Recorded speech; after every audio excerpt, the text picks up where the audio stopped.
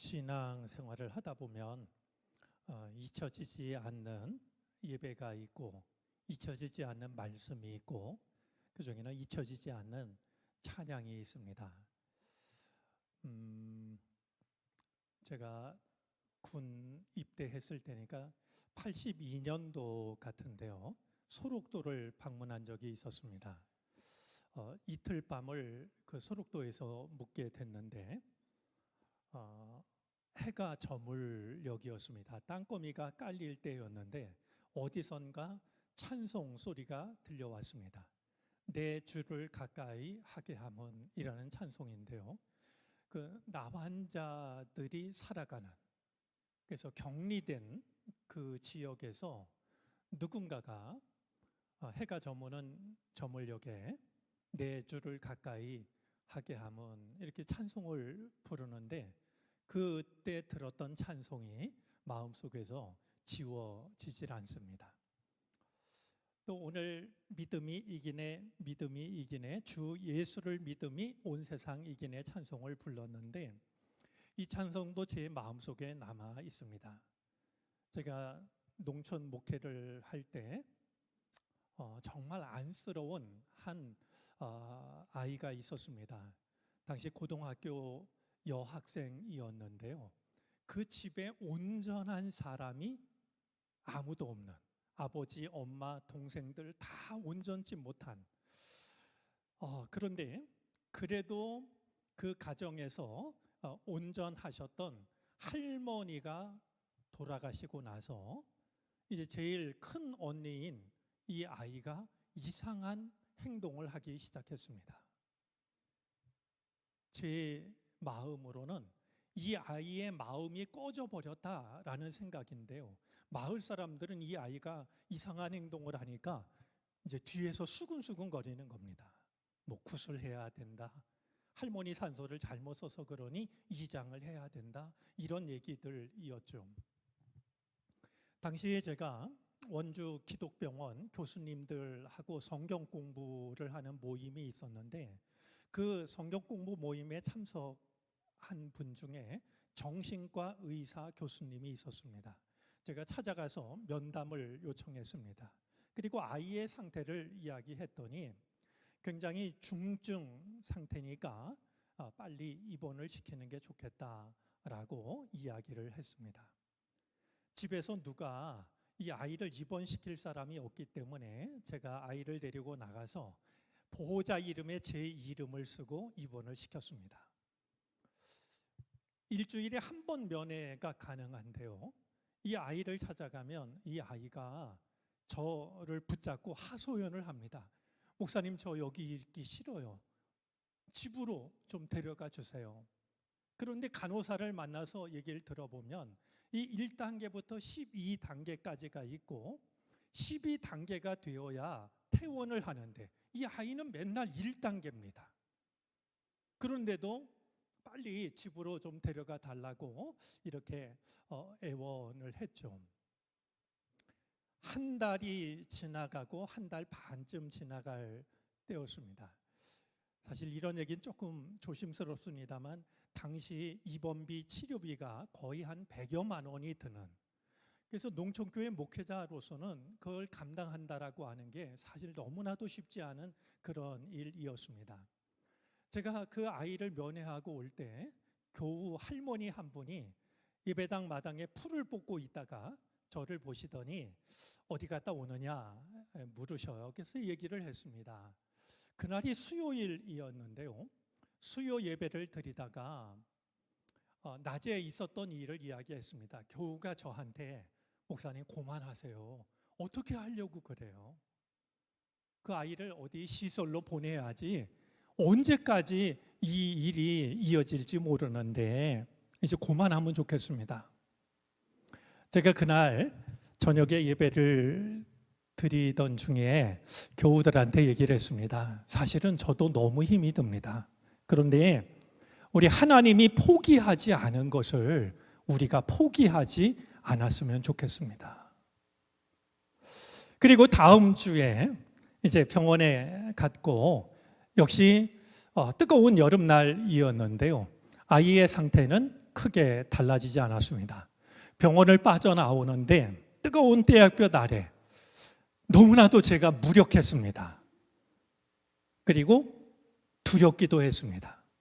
그런데 그때 저도 모르게 제 입에서 찬송 하나가 터져 나왔는데 그 찬송이 바로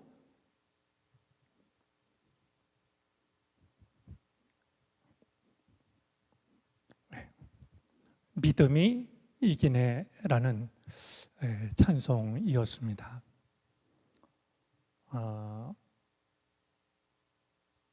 다행히 그 아이는 2달 정도 됐을 때 퇴원을 했고 언젠가 말씀을 드리지 않았을까 싶은데요. 제가 작은 교회 이야기 책을 만드느라고 단강을 방문했을 때 웬 차가 지나가다가 우리를 보더니 서더라고요. 웬 여자가 내렸는데 한참 동안 등을 돌리고 서 있어서 무슨 일이 있나 보다 그랬습니다. 그런데 한참 시간이 지난 뒤에 뒤돌아서는데 바로 그가 그때 그 아이였습니다.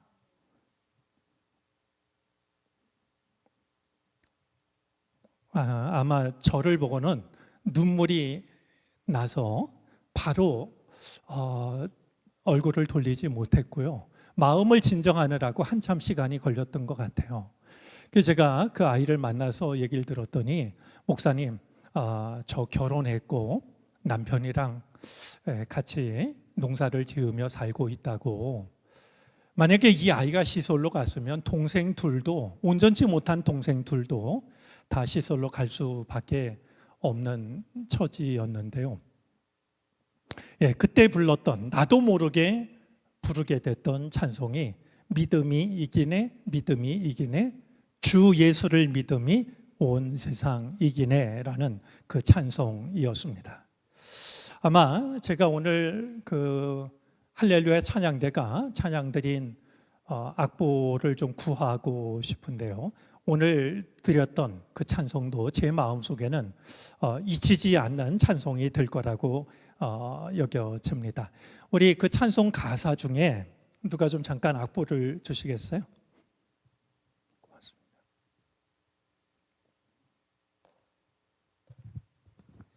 고맙습니다. 이런 가사가 있었습니다. 나의 소원 이루어지지 않아도 주님 소원 이루어지리라.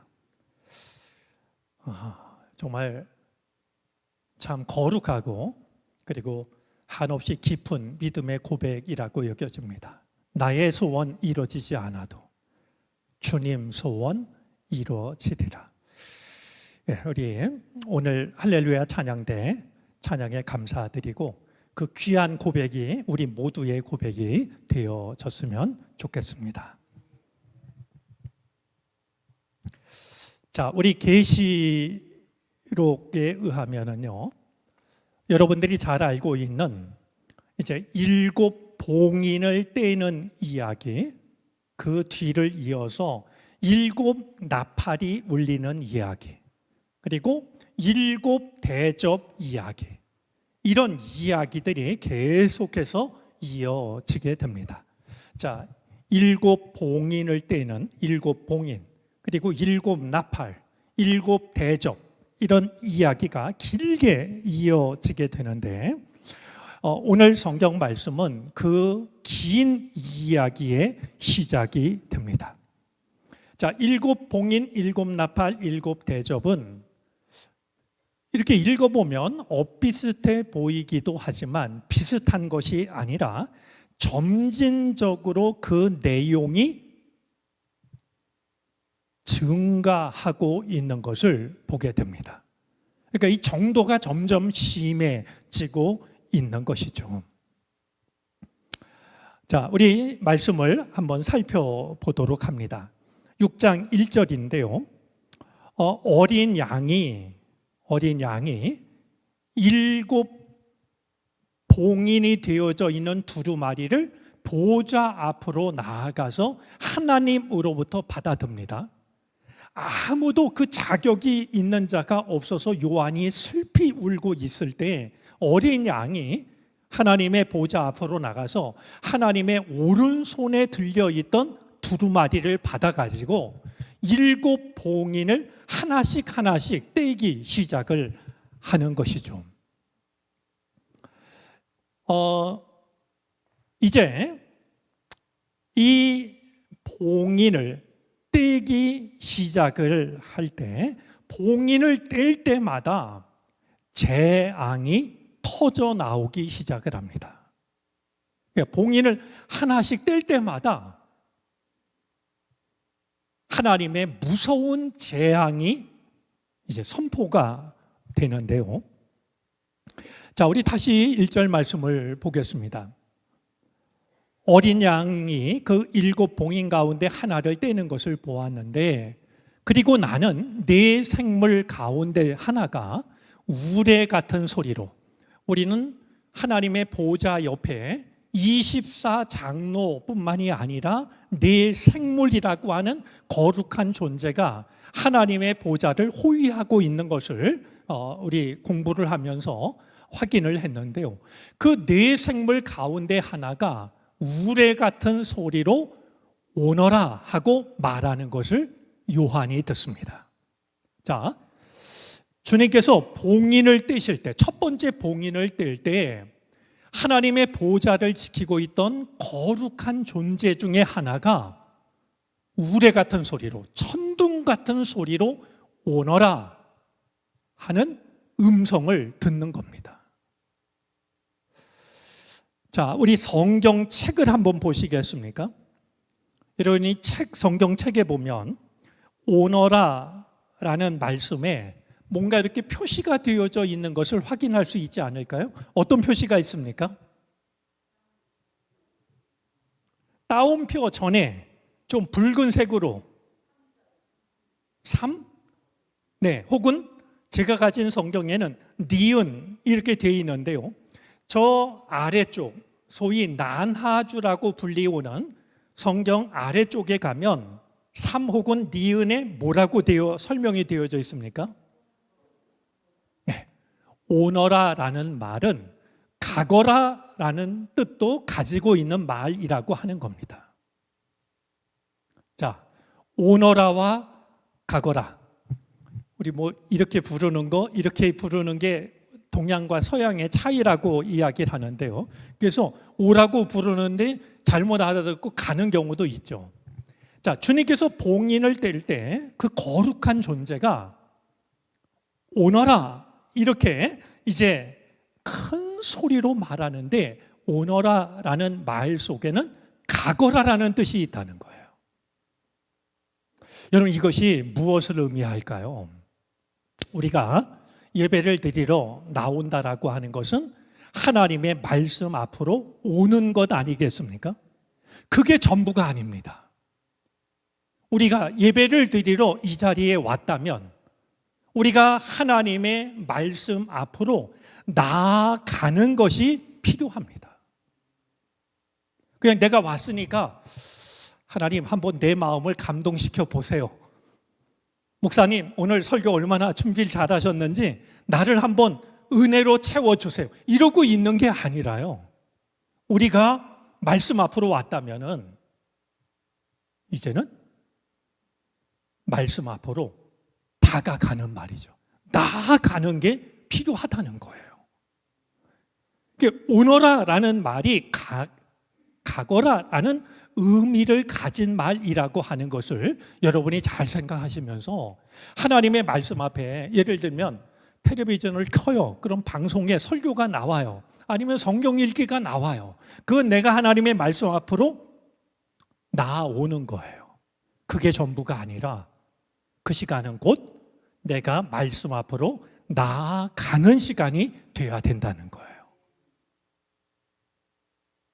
내가 여기 왔으니까 이제 나에게 은혜를 한번 체험하게 해달라고 편하게 앉아 있는 것이 아니라 말씀 앞으로 왔음에도 불구하고 다시 한번 말씀 앞으로 나아가는,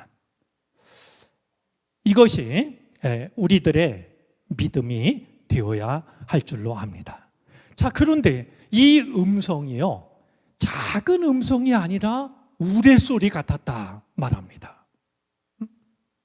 천둥소리 같았다는 거예요. 우리 하나님의 그 음성을 이 우레소리에 빗대는 말씀들이 성경에 굉장히 많이 있는데요.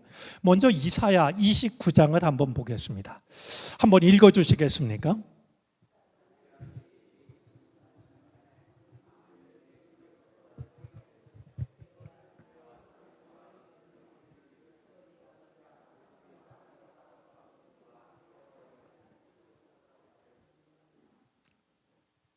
아멘입니다. 주님께서 갑자기 예기치 못한 순간에 만군의 주님께서 너를 찾아오시되 우레와 지진과 큰 소리를 일으키시며 회오리 바람과 폭풍과 태워버리는 불길로 찾아오실 것이다. 여러분, 우리 앉아 있을 때 뭐 지진이 일어나거나 어디서 불이 일어나는 게 아니라 하나님의 말씀이 마치 지진이 일어나는 것처럼, 천둥이 치는 것처럼, 회오리바람, 폭풍이 이는 것처럼, 그리고 우리의 더러움을 태워버리는 불길처럼 찾아온다는 거예요. 자, 그러니 하나님의 말씀을 들으면서 아무런 흔들림이 없다라고 하면, 아무런 변화가 없다라고 하면 우리는 하나님의 말씀을 듣는 것이 아니라 사람의 말을 듣고 있는 것과 다르지가 않게 될 겁니다. 말씀을 듣는데도 내 안에 아무런 변화가 없다라고 하면 내가 하나님의 말씀을 지금 제대로 듣고 있는 것일까 돌아보아야 한다라는 것이죠. 자, 이번에는 예레미야 25장 30절 말씀을 한번 보겠습니다. 다시 한번 읽어주시겠습니까?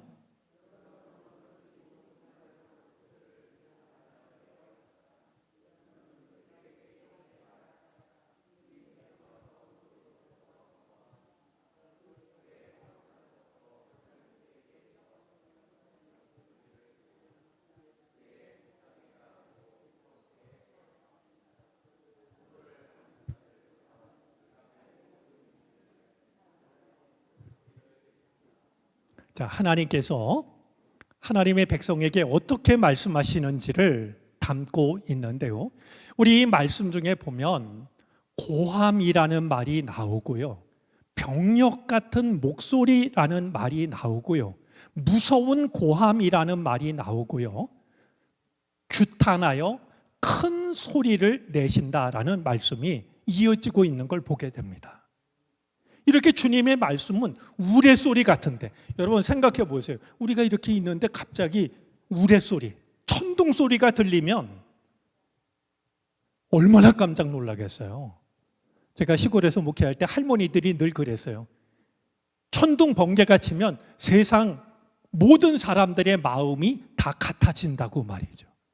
내가 하나님께 뭐 잘못했지? 세상 사람들이 말이죠, 천둥 번개가 치면 마음이 다 같아진다고 얘기하는 걸 여러 번 들었어요. 자, 오너라, 이 말은 가거라, 말씀 앞으로 가거라라는 뜻인데, 이것이 천둥소리 같은, 우레소리 같은 음성으로 요한에게 들렸다라는 것입니다. 자, 그런데요, 이제 2절입니다. 자, 그리고 내가 보니 흰말 한 마리가 있는데 그 위에 탄 사람은 활을 가지고 있었습니다. 그는 면류관을 쓰고 있는데 그는 이기면서 나아가고 이기려고 나아갔습니다. 이게 도대체 무슨 말일까? 흰 말이 나오질 않나? 거기 어떤 사람이 말을 타고 있는데 활을 가지고 있다고 하질 않나? 면류관을 쓰고 있는데 그는 이기면서 나아가고 이기려고 나아갔다니, 이게 도대체 무슨 뜻일까? 이제 그야말로 계시록에 본격적으로 접어드는 것 같은 그런 생각이 드는데요. 자, 이 색 있는 말은요, 요한계시록에 처음 등장하는 말이 아닙니다. 오래전에 이미 스가랴 선지자가 예언의 말씀을 전하면서 이제 전해 주었던 말씀 중에 하나입니다. 우리 스가랴 1장 8절 말씀을 보겠습니다. 우리 함께 읽어볼까요? 지난밤에 내가 환상을 보니 붉은 말을 탄 사람 하나가 골짜기에 있는 화석류 나무 사이에 서 있고 그 사람 뒤에는 붉은 말들과 밤색 말들과 흰 말들이 서 있었다. 자, 요한이 지금 성경책을 반모섬에서 가지고 있지 못하지만 그는 스가랴 말씀을 마음에 두고 있었을 거라고 짐작이 됩니다. 자, 이번에는 스가랴 6장 1절부터 3절까지입니다. 우리 다시 한번 읽어보겠습니다. 내가 또 고개를 들고 바라보니 내 앞에 두 산 사이에서 병거 4대가 나왔다. 두 산은 놋쇠로 된 산이다. 첫째 병거는, 둘째 병거는, 셋째 병거는, 넷째 병거는 말들은 모두 건장하였다. 자, 이런 우리 계시록에 나오는 색깔을 가진 말들이 이미 스가랴서에 등장을 하고 있는 것을 확인할 수가 있습니다. 자, 그런데 이 스가랴서에 나오는 말들의 색깔은 특별한 의미를 가지고 있지 않습니다. 그런데 이 계시록에서는요, 이 말들이 의미하는 것이 분명합니다. 스가랴서에서 이 말들은 하나님의 감시자로 보냄을 받는데요, 계시록에서는요, 이 말들이 하나님의 재앙을 가져오는 존재로 묘사가 되고 있습니다.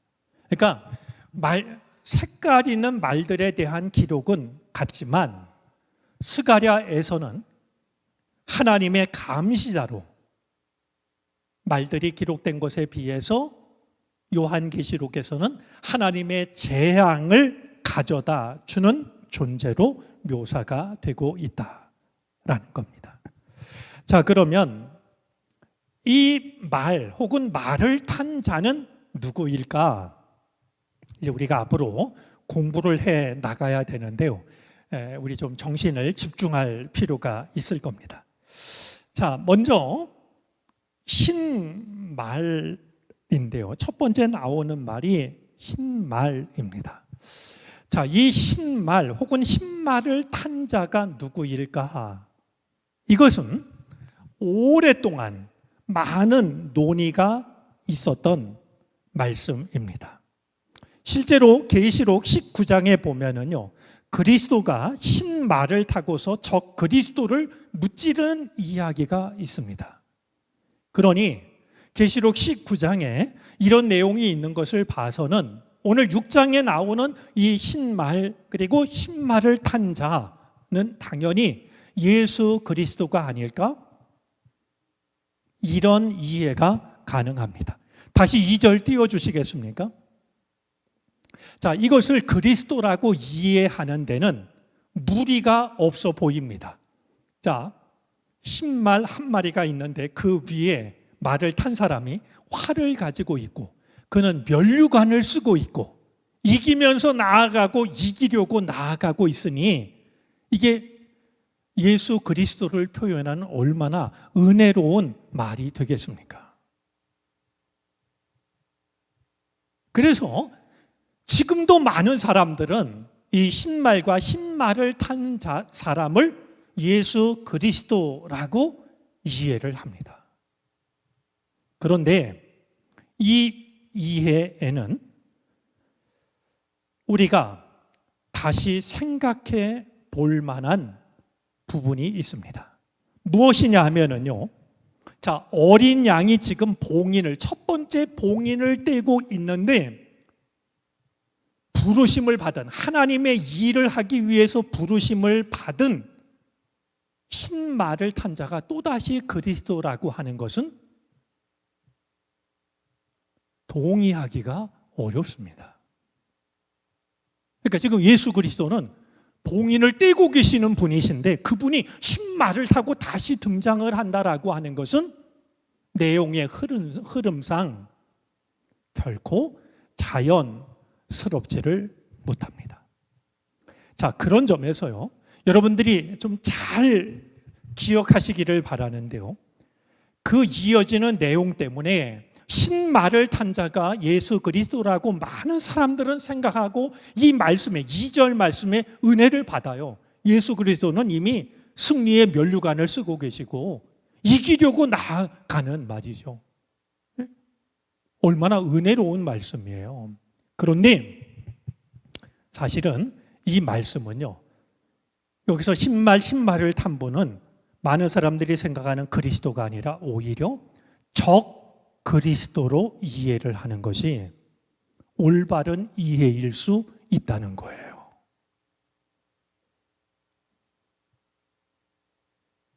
많은 이단들이 말이죠, 이런 말씀을 인용하면서 자기네가 믿고 있는 아무개가 바로 이 흰말을 탄 자라고 우리한테 다가오면, 정말 그런가?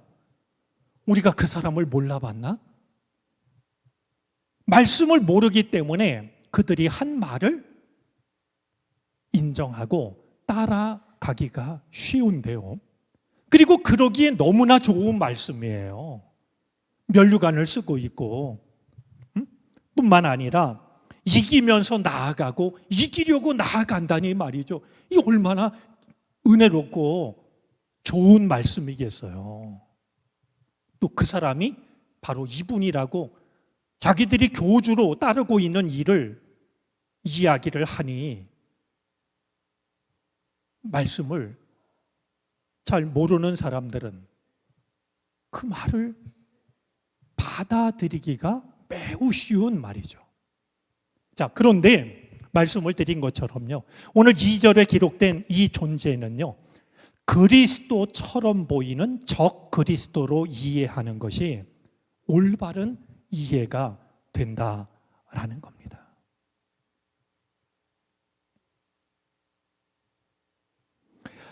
계시록 12장, 13장 말씀을 보면은요, 사탄과 그의 추종자들이 누구를 모방하냐 하면 그리스도를 모방합니다. 누가?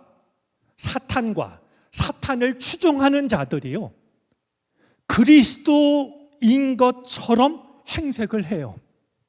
그래서 사람들을 현혹시킵니다. 사람들을 속입니다. 지금 이 흰말을 탄 존재도 마찬가지인데요, 우리 공간 복음서 안에도 묵시록이라고 불리우는 말씀들이 있습니다. 우리 몇 곳을 한번 찾아보겠습니다. 먼저 마가복음 13장인데요, 5절, 마가복음 13장 5절, 6절 한번 읽어주시겠습니까?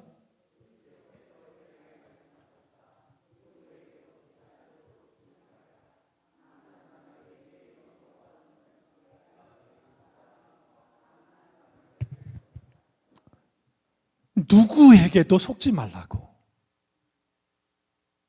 그날이 되면, 이게 언제 하신 말씀이냐면 말세가 되면 어떤 징조가 있을까요? 라는 질문에 예수님이 대답하시는 겁니다. 세상의 끝날이 되면 많은 사람이 내 이름으로 와서는, 한두 사람이 아닙니다, 많은 사람이 주님의 이름으로 와서는 내가 그리스도다, 내가 구세주다 하면서 한두 사람을 속이는 게 아니라 많은 사람을 속일 것이다. 마치 지금 말을 탄 이 사람이 그리스도처럼 보이는 것처럼 말이죠. 자, 이와 똑같은 말씀이 이제 마태복음에도 나오는데요, 마태복음 24장 4절 5절이 바로 똑같은 말씀을 담고 있습니다. 아마 이 말씀이 너무나도 중요하기 때문에 마가복음, 마태복음에 똑같은 내용이 실렸다라고 여겨져요. 뿐만이 아닙니다. 누가복음 21장 8절에도 같은 말씀이 있는데요, 한번 읽어주시겠습니까?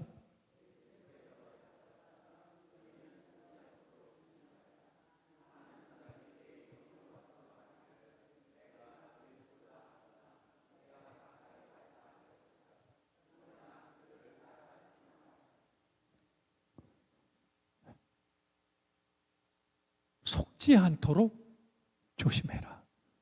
흰 말을 타고 그리스도인 것처럼 말하고 행세한다 하여도 속지 말아라. 역시 많은 사람이 내 이름으로 와서 내가 그리스도다, 그리고 때가 가까이 왔다, 나에게로 오지 않으면 멸망의 시간이 가까이 왔다라고. 그러니까 사람들이 말이죠, 전 재산을 팔아가지고 갖다 바치면서 그를 따라가죠. 근데 주님은 이것이 바로 마지막 때에 일어날 분명한 징조라고 일러주고 계신 겁니다. 자, 흰 말을 탄 자가 승리자로 묘사가 되고 있는데요. 이기고 또 이기려고 나아간다 라고 말하고 있기 때문입니다. 그런데요, 이 면류관을 쓰고 있고 이기고 또 이기려고 나아가고 있는 그가 그리스도가 아니라 바로 적 그리스도인 것은, 자, 그가 무엇을 들고 있습니까? 우리 2절 다시 띄워주시겠어요? 그가 뭐를 가지고 있습니까? 활을 가지고 있는데요, 그에게서 보이지 않는 게 하나 있습니다. 화살입니다.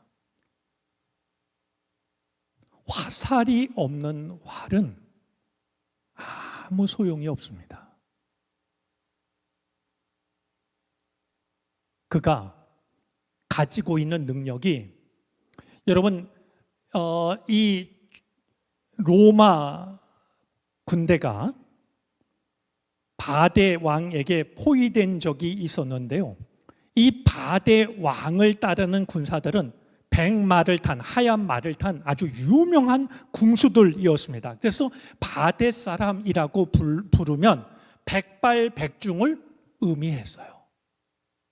아마 지금 이 흰 말을 탄 사람 그랬을 때 이 역사를 알고 있는 이들은 바데 사람 백발백중을 떠올렸을 거예요. 그런데 우리가 요한의 기록을 잘 살펴봐야 되는 건요, 활을 가지고 있지만 화살이 보이지 않습니다. 이것은 대단한 능력을 가진 것처럼 보이지만 가짜 능력이라는 거예요.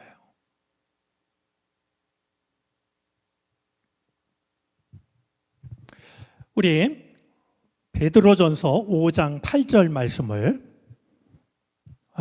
같이 읽어보도록 하겠습니다. 정신을 차리고 깨어 있으십시오. 여러분의 원수 악마가 우는 사자같이 삼킬 자를 두루 찾아다닙니다.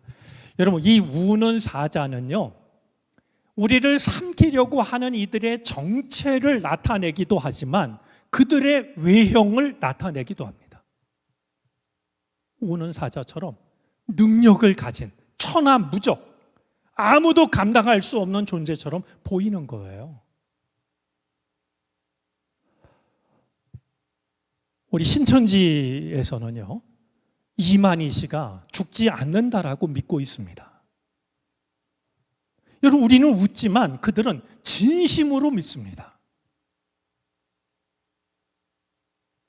영생 불사할 것으로 말이죠. 그러니 그들 눈에는 이만희 씨가 우는 사자처럼 보이는 거예요. 누구도 당해낼 자가 없는. 그렇기 때문에 우리에게 정신을 차리고 깨어 있으라고 권면하고 있는 것이죠.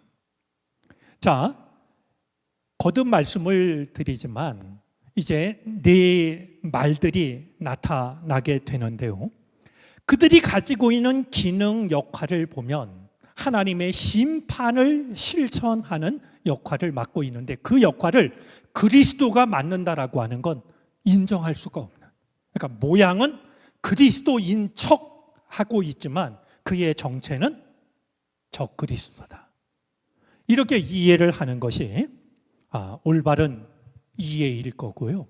그들이 지금 하고 있는 모습을 보면 승리자처럼 면류관을 쓰고 있고 얼마나 대단해 보입니까?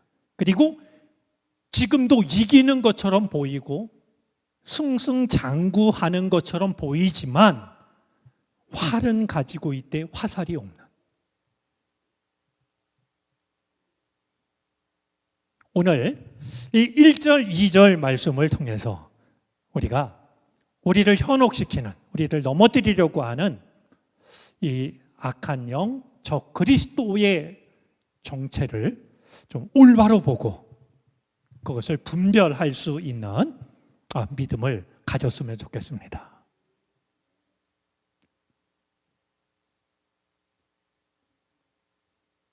이제쯤엔 기억하실까요? 우리 이명호 권사님, 한분 참 좋아하시는 권사님이신데요.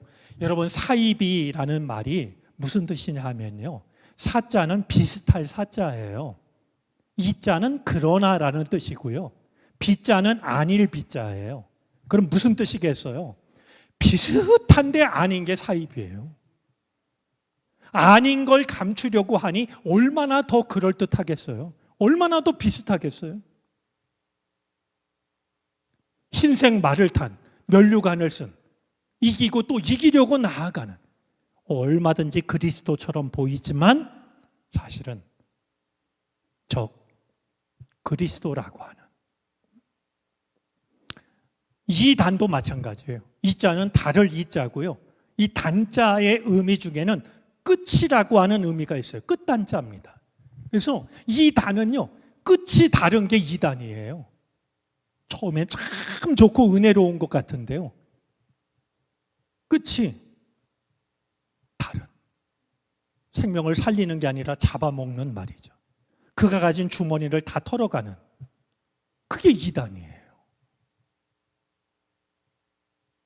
그러니 누가 흰 말을 타고 면류관을 쓰고 이기려고 나아간다고 해서 그 앞에 엎드리는 일이 없게 되기를 바랍니다.